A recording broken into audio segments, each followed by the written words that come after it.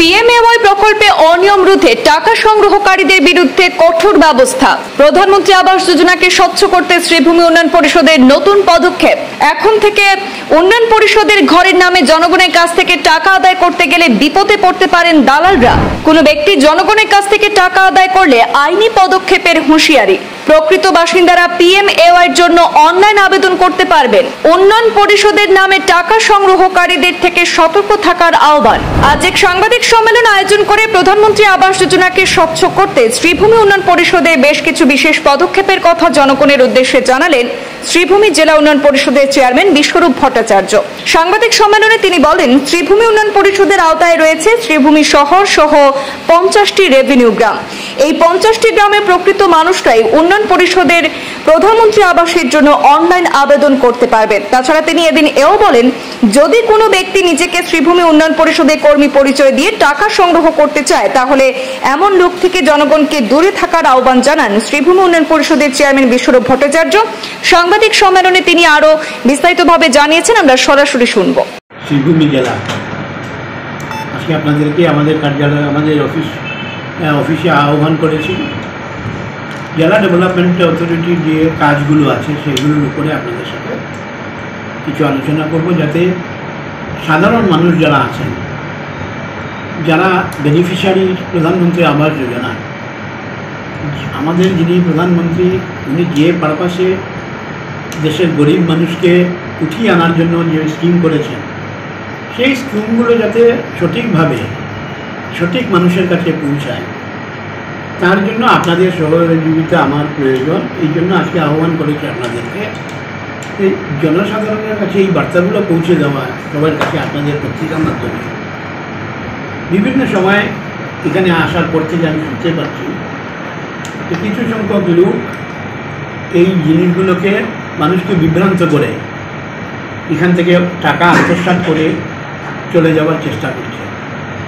ভারতীয় ডেভেলপমেন্ট অথরিটির আমরা যারা শ্রীভূমি জেলার আছি, আমি এখানে বসার পর বিভিন্ন জায়গায় বিভিন্ন গ্রামে আইডেন্টিফাই করার জন্য মানুষকে একটা সার্ভে টোর করেছি যে গ্রামের মানুষ ফিজিক্যালি হ্যান্ডিক্যাপ কত পার্সেন্ট আছে, ঘর ছাড়া কত পার্সেন্ট মানুষ আছে, একদম যাদের ছেলে মেয়েরা বাইরে আছে, মা বাবা এখানে আছেন কিন্তু যাদের খোঁজ নেয় না, যার কারণে আজকে বৃদ্ধাবাসের মানে দিনকে দিন বাড়ার প্রবণতা হচ্ছে। এই প্রবণতাগুলোকে কিছু রোধ করার জন্যই মাননীয় প্রধানমন্ত্রী নরেন্দ্র মোদীজি এই ঘরগুলো দেওয়ার ব্যবস্থার জন্য চিন্তা করেছে।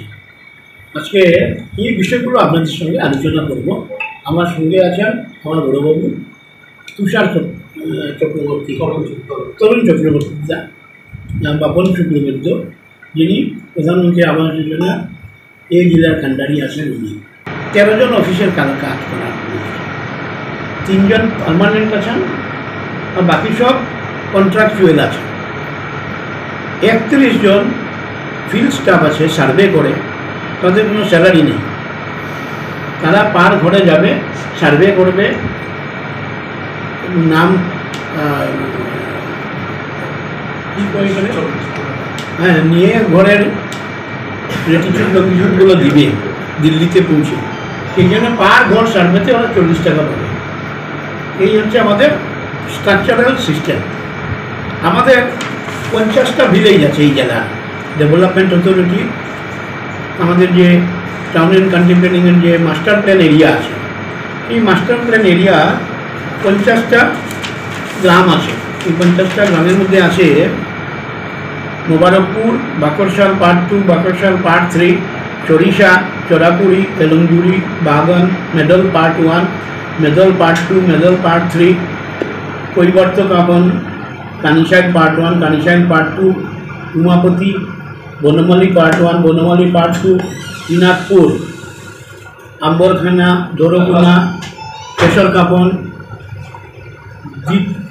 জিত Chak part 7, Jit Chak part 4, Chandshikuna Chak, Kalachand, Batarsi part 1, বটরসি part 2, Adakandi, Bagisagi, Banamali, Biskut, Chandpur, Jit Kitte, Ramnagar, Faridpur, Kesharkapan Chowk, Kesharkapan part 3, Karnamadhu part 3, Karnamadhu part 4, Maijgram part 1, Maijgram part 3, Maijgram part 4, पानीरघा,